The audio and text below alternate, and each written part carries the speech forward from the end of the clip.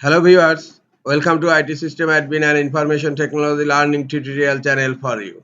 Today in this tutorial I am going to show you how to disable phishing protection on Windows 11 computer.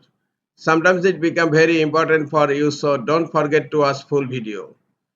To disable phishing protection on Windows 11 computer, go to search. In search type Windows Security.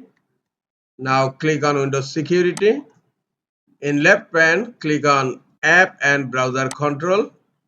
Here you will find Reputation Based Protection, and under Reputation Based Protection you will find another option, Reputation Based Protection Settings. Click on this link. Now scroll down again. Here you will find Phishing Protection, and now it's enabled.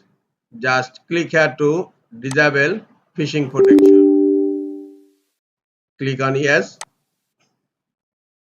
Now phishing protection is disabled on my Windows 11 computer. This is all for today. Hope this tutorial is helpful for you. Keep watching for next tutorial. Thank you very much.